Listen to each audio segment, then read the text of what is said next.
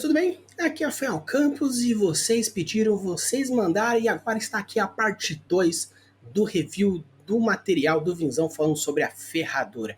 Então se vocês querem saber mais sobre a ferradura, fiquem aí e não percam esse vídeo. Valeu!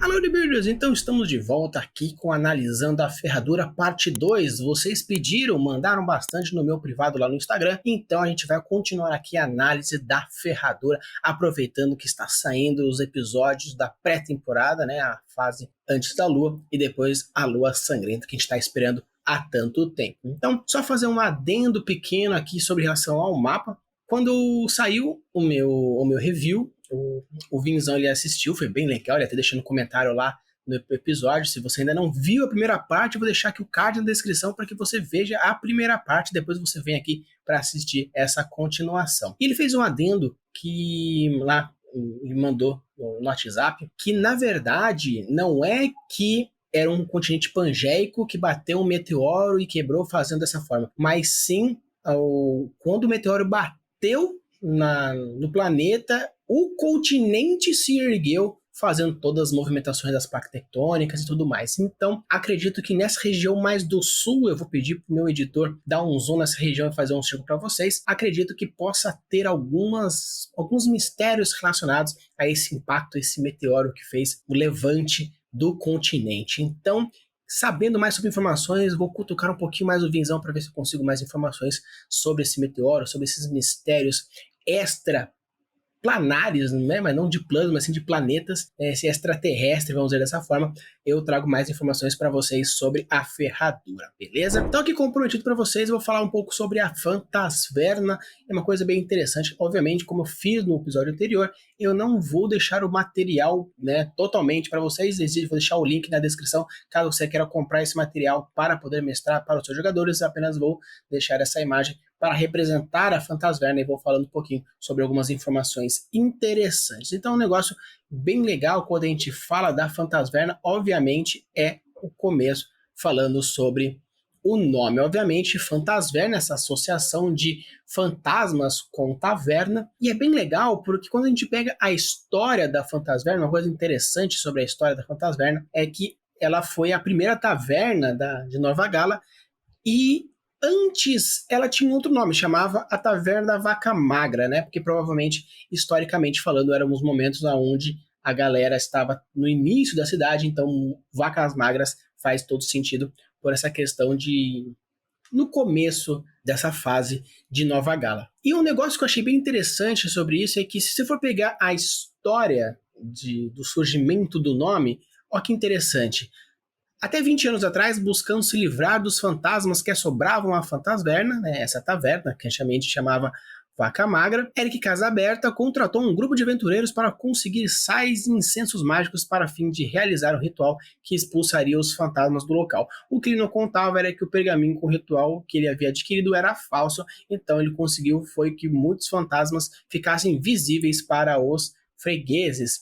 Então uma coisa que eu acho bem interessante sobre isso é que tem muita cara de ser uma campanha onde no começo da ferradura o Vinzão realmente pensava em colocar essa taverna chamada de Vaca Magra e deixando para que os seus jogadores fossem jogando, fossem fazendo as missões. Deve ter dado alguma coisa errada, alguma coisa interessante ou até mesmo uma proposta de jogadores e com isso foi incorporado nessa ideia, trazendo a Phantasverna. Então eu acho bem interessante que mesmo sendo uma criação de uma pessoa, quando você abre oportunidade, principalmente quando você está fazendo uma campanha, um jogo de RPG, e os seus jogadores lhe permitem fazer essa construção, eu acho bem interessante. Até mesmo que quando eu estava conversando com o Vinzão no podcast, também vou deixar aqui o link na descrição para você assistir esse podcast, é legal porque o próprio Vinzão fala que a ferradura tem mais de 20 anos, 21 anos se eu não me engano, e com o tempo ela foi se modificando, foi tendo novas histórias com jogadores que foram participando desse world building aí da ferradura do Vinzão, e com isso eles foram propondo modificações e deixando uma coisa muito mais robusta, muito mais complexa, tanto que ele mesmo fala que quando ele quer desenvolver mais alguma região, ele joga aqueles jogadores naquela região para que tanto force o próprio mestre a criar mais coisas, quanto os jogadores auxiliando essa construção mútua. Então eu acho bem interessante que a Fantasverna, algo que começou lá no Game Chinchilla, com a galera na primeira temporada, provavelmente deve ter tido essa conexão. Eu acho bem interessante e bem legal. E uma coisa bem interessante que acontece nesse material é que o Vinzão, ele se dá o trabalho de ser bem carinhoso na hora de construir os seus personagens. É bem legal porque quando a gente fala sobre o Eric Casaberta, que é o cara que pediu para que os aventureiros fizessem essa expulsão desses fantasmas, ele é descrito, ele é colocado numa descrição assim, bem completa. E o legal é que, caso você queira utilizá-lo como um NPC jogável, também dá para fazer isso, porque ele coloca quem é ele, onde você pode encontrar, como por exemplo no Monster Manual Page 345, né? No Manual dos Monstros, na página 345, como um personagem neutro e bom. Então é bem legal porque você deixa ele jogável. E caso você seja um mestre de primeira viagem, é bem interessante porque, eu não sei como iniciar uma campanha, não sei como fazer uma campanha de nível 1. Nesse material, o Vinzão ele coloca um boato, diversos tipos de boatos diferentes, como por exemplo, tentei contratar a Leila para fazer as tarefas da taverna, ela só queria saber de tocar piano. Ou, uma vez um anão deu uma festa de 3 dias por aqui e passou 3 meses para arrumar a bagunça que ficou. O anão fez uma festa de 3 dias. Alguém reconhece essa premissa? Então eu acho assim, bem legal, porque você pode começar com uma dessas premissas trazidas por esse Eric, e assim começar uma campanha gigantesca de vários anos e vários fãs maravilhosos, incríveis.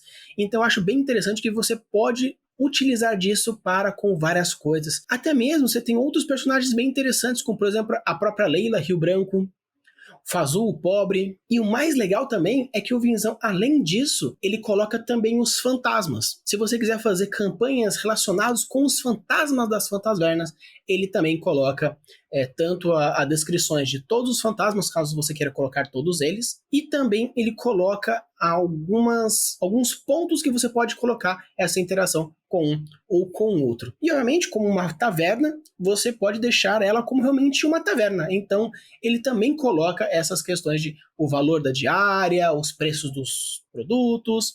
Então, realmente, não é apenas um local de encontro para que a galera inicie missões ou faça reuniões, mas sim é uma taverna realmente interagível em seu grande ponto. E uma coisa interessante sobre essa taverna é que elas são servidas por goblins. Muitos goblins trabalham. Então, já começa aí algumas perguntas.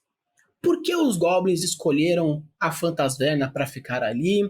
Será que existe alguma lei em Nova Garla que permita a contratação dessas criaturas? Ou simplesmente seria uma punição ter que trabalhar para os humanos? Então ele abre algumas perguntas bem interessantes, onde você pode utilizar essas perguntas abertas para desenvolver uma campanha inteira, como por exemplo a Revolução dos Goblins, uma revolução trabalhista, ou até mesmo se o seu personagem é leal e bom e você acha que os goblins deveriam ficar livres e não trabalhar para os seres humanos, fazer uma revolução para deixar liberto todos os goblins, até que você descobre que na verdade os goblins queriam mesmo estar aí.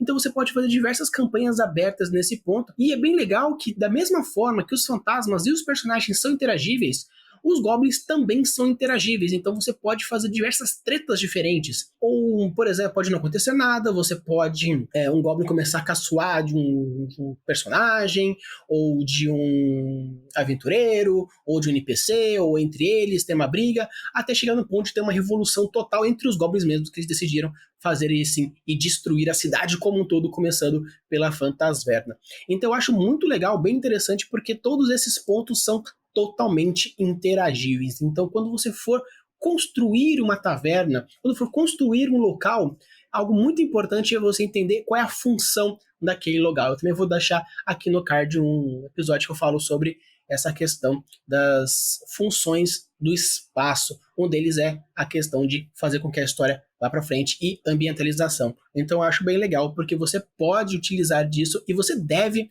fazer o máximo possível de um aprofundamento, deixando o local vivo e interagível, não apenas colocando uma função simples de colocar uma reunião. Obviamente, se você quiser colocar isso, você pode fazer isso, porém, quanto mais interagível for o local para os personagens que você criou, se for um livro, ou para os seus jogadores, se for uma campanha, uma história de RPG, quanto mais interagível, melhor, porque isso vai dar mais liberdade e mais vontade de querer saber mais sobre esse mundo. Então, começando pela Fantasverna, eu acredito que seja bem interessante. E o legal é que a Fantasverna ela foi criada no começo de Nova Gala por um cara chamado Rhodes, o Passos Lentos. Eu queria saber quem é esse Rhodes Passos Lentos. Eu não sei.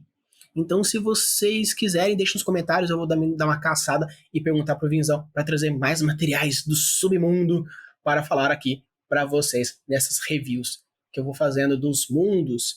E não se preocupe, porque eu vou trazer outros mundos de RPG também. Também quero trazer Forgotten Realms, também quero trazer Pathfinder, também quero trazer Might and Blade. Então, se vocês quiserem, deixem aí nos comentários quais são os sistemas que vocês fazem questão que eu busque, que eu faça alguns comentários interessantes.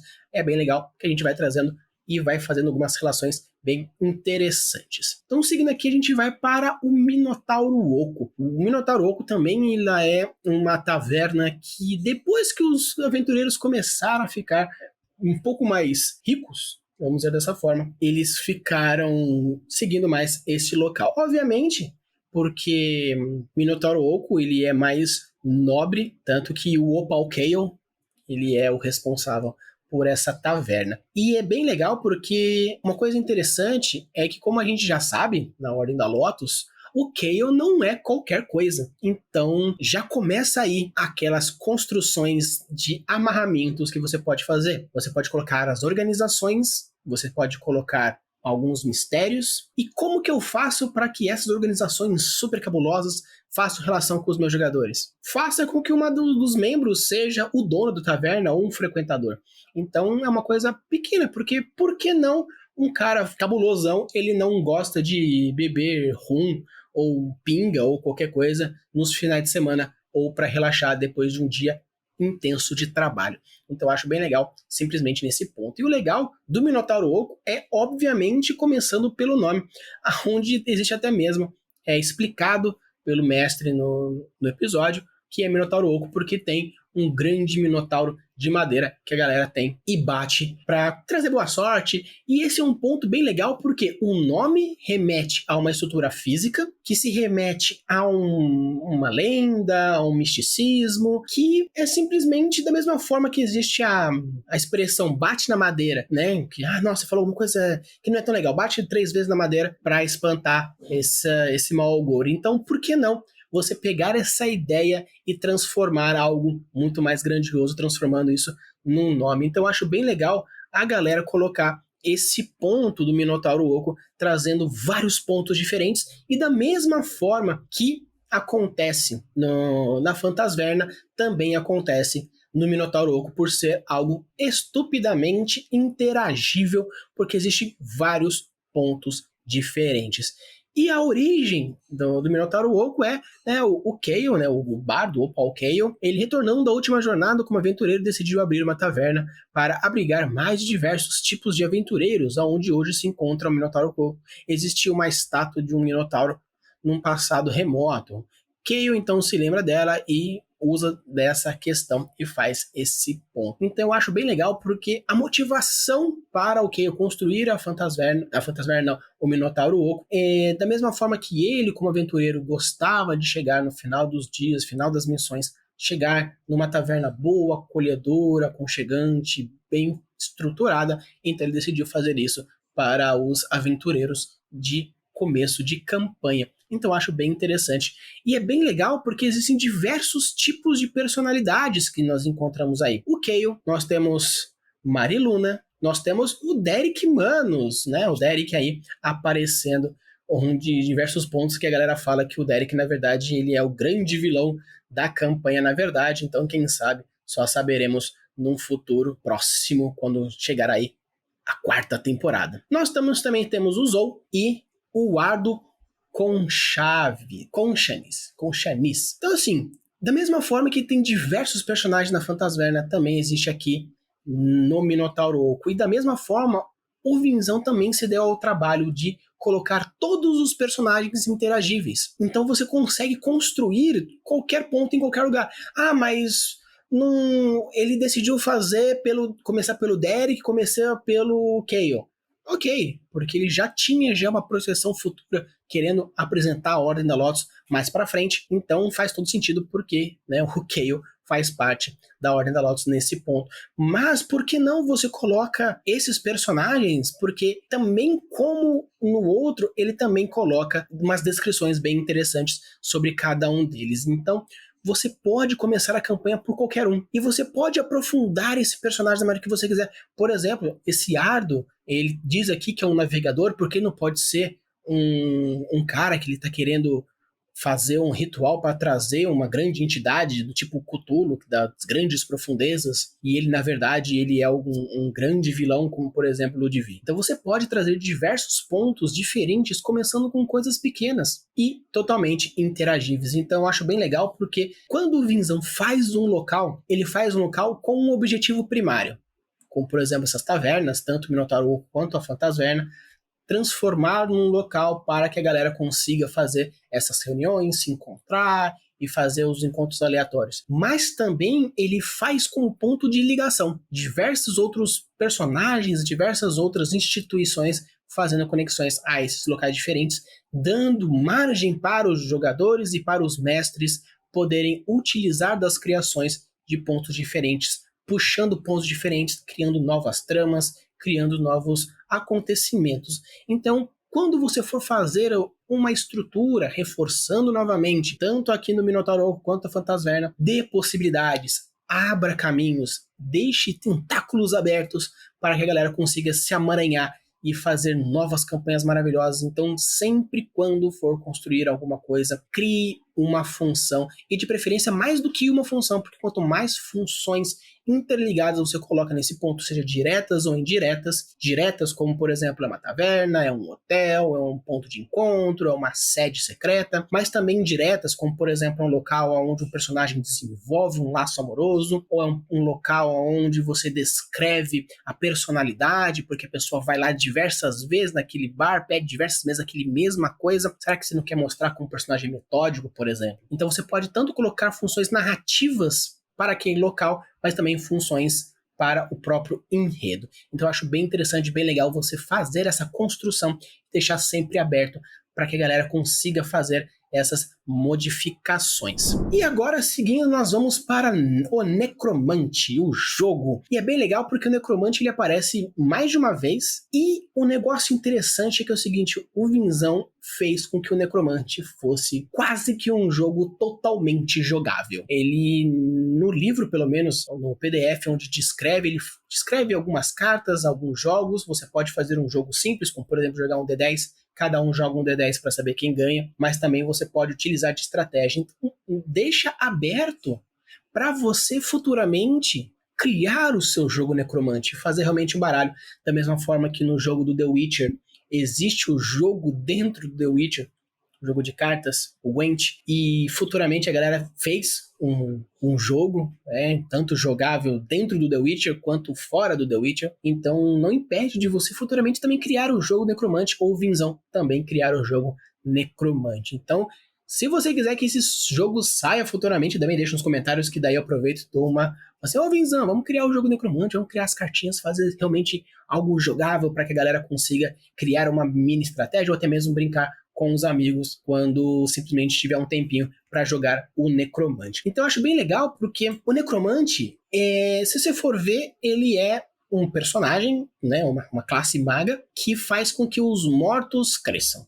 Os mortos revivam, fiquem fortes, criem exércitos, e essa é a premissa do jogo. Da mesma forma como um jogo de deck building, se você não sabe o que é um jogo de deck building, basicamente é um jogo que você pega o baralho e com as cartas especiais, cartas de tropa, vai construindo o seu exército, e depois mais pra frente, o exército mais forte, ele ganha. E é bem legal porque existem vários jogos que tanto você pode construir o seu exército, no final quem tiver mais forte ganha, mas existem alguns jogos também que você constrói seu exército, porém existe a batalha do exército, então não é simplesmente você construí-lo, mas também saber usá-lo direitinho. Então uma coisa que é bem legal do Necromante é que existem essas regras simples, onde você pode jogar de uma forma bem mais direta, colocando os dados D10, D10, ou você pode utilizar também de algumas regras, porque o Vinzão traz sim algumas cartas que você pode utilizar, como a carta da tumba, a carta do cemitério, os Bura, o próprio Necromante, algumas cartas Coringa, a carta do Coveiro. Então é bem legal porque você pode ir colocando, por exemplo, o meu personagem é a Mafrey, da campanha que eu jogo numa das mesas pagas do Vinzão, que também apareceu no Game Xixila nesse episódio, então eu tô feliz pra caramba porque ela apareceu interagindo com o Jonas. Mas a minha personagem, a Mafrey, ela, num dos momentos que ela tava jogando dentro de uns becos, de uns locais não tão lícitos, eu perdi pra caramba, né? Perdi dinheiro pra caramba, e um dos jogadores viu que a minha personagem estava super triste e pobre e ganhou a carta do Coveiro para ajudar nas próximas jogatinas do Necromante. Então é bem legal porque você vai criando algumas tramas bem interessantes que pode ser que futuramente eu possa usar essa carta como uma forma de me conectar novamente com aquele NPC que me ajudou naquele momento, ou até mesmo utilizar para outros tipos de trapace. Então é bem interessante porque o jogo do Necromante ele pode ser algo simplesmente para você começar uma conversa, conseguir uma informação, ou simplesmente ser realmente um jogo interno para aquela jogatina, ou até mesmo começar uma trama inteira com aquilo. Por que não colocar uma mágica dentro da carta, onde tem uma mensagem lá dentro, ou um mapa secreto, simplesmente começando com o jogo, ou até mesmo fazer uma campanha inteira, onde cada carta representa um mapa gigantesco, onde as pessoas vão ter que ir fazendo todas as interpretações de cada carta, como se fosse uma leitura de tarô, fazendo com que as coisas vão chegando, e no final vai recebendo alguns itens mágicos, algumas recompensas interessantes. Então, o jogo Necromante, ele não é simplesmente algo para você jogar ou colocar ali como simplesmente uma atividade dentro do bar, mas sim você pode construir várias campanhas interessantes, começando por simplesmente uma carta, ou uma carta que é assinada, ou uma carta com um pedaço de sangue.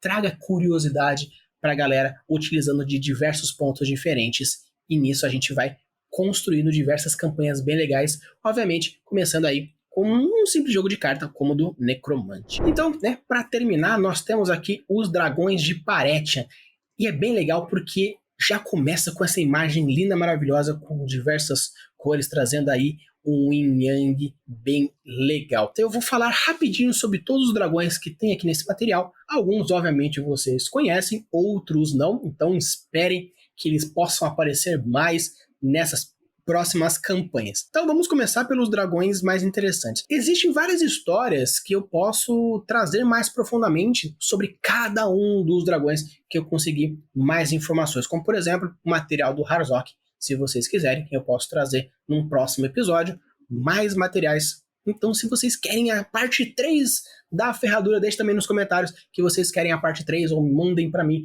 no privado, lá no meu Instagram, World Building para Todos, para trazer essa parte 3, trazendo mais informações sobre alguns dragões e alguns outros pontos interessantes da ferradura. Então, vamos falar um pouquinho sobre os dragões, como primeiro, o Drevos o Sábio. E é bem legal que é o seguinte, o Vinzão, ele pegou e colocou formas humanas em quase todos.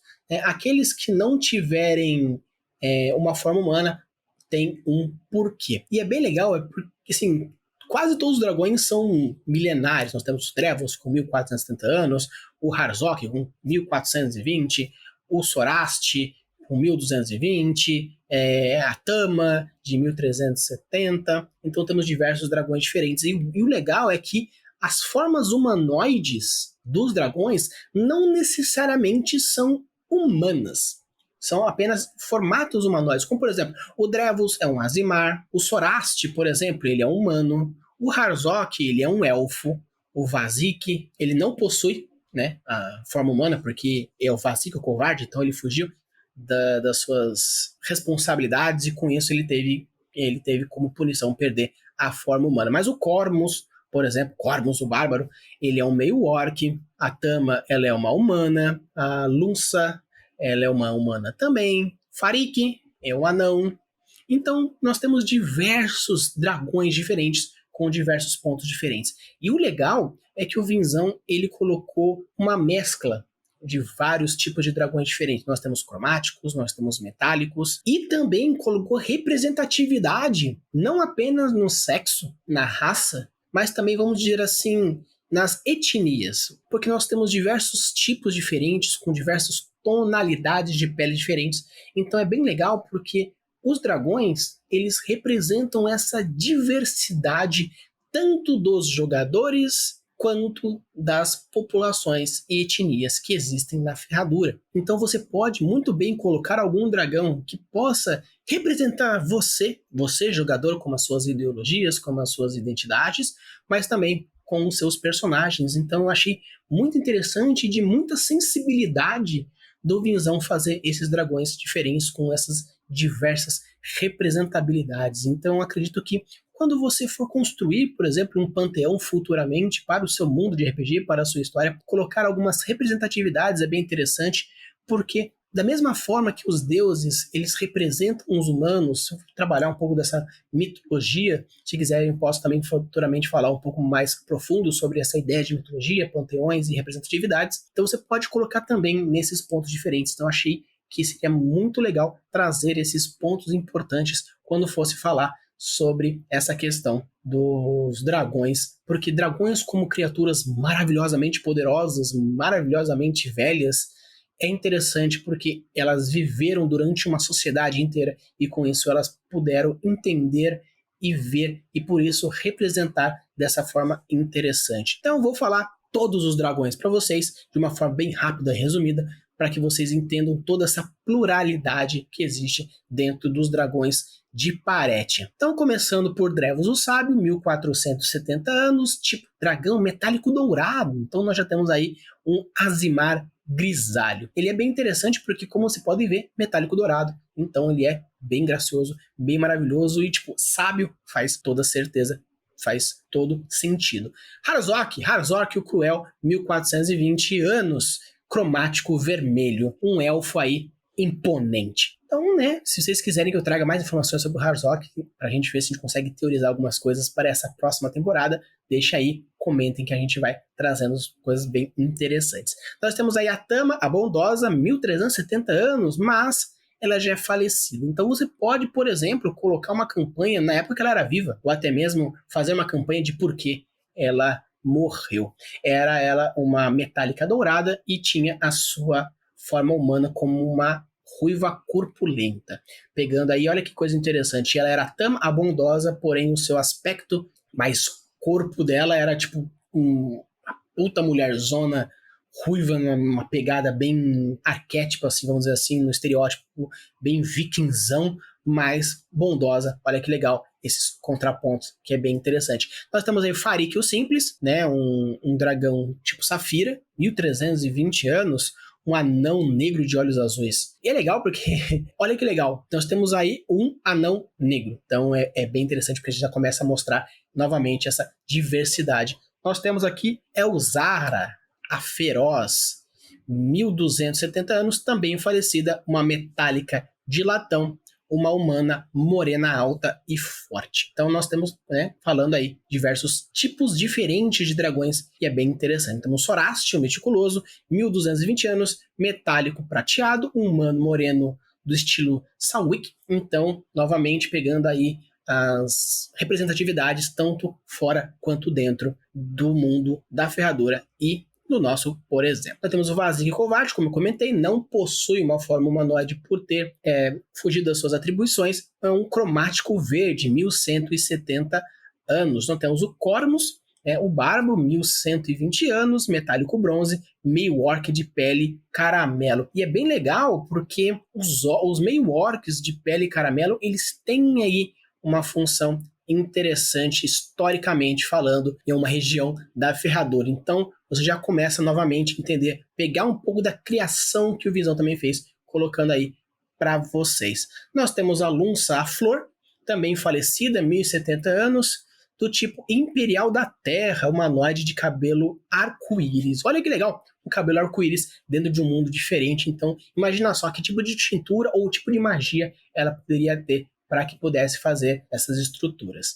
Temos o Harlan, o Bravo, 1020 anos, metálico prata, meio elfo do tipo militarzão, do cabelo prateado e tudo mais, então achei isso bem legal. Rast, o Sombrio, 970 anos, falecido? Será que realmente ele está falecido? Será que ele realmente morreu? Cromático negro não possui forma humana, provavelmente por não gostar muito dessas formas humanoides, deve ter esse senso de divindade, ou será que porque morreu? Não sei. Vamos descobrir futuramente.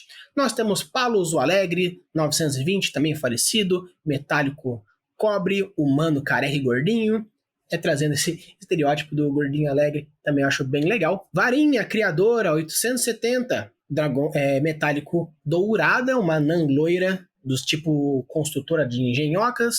Nós temos o Gabuti, o Voraz, 820, cromático azul, não possui uma forma humanoide. Nós temos o Gerraz, o Silencioso, 770 anos, também falecido, metálico do tipo latão. Humano, nós temos Lanana, nós temos a Meliana, Sagat, Strout e vários outros diferentes. Então, nós temos muitos materiais sobre os dragões de Parete, também abordando vários pontos, interlocutando cada um num ponto diferente. Então, se você gostou desse material, eu vou deixar o link na descrição para que você consiga comprar esse material. Então, vai atrás, descubra mais sobre a ferradura, leia sobre isso e é bem interessante. Se vocês quiserem um episódio específico dos dragões de Parete para que eu fale um pouquinho mais sobre cada um desses pontos, mais profundamente faça algumas análises dragão por dragão, também pode deixar. Sempre deixe nos comentários o que vocês querem, porque eu quero fazer revisões interessantes e importantes para vocês, para que vocês consigam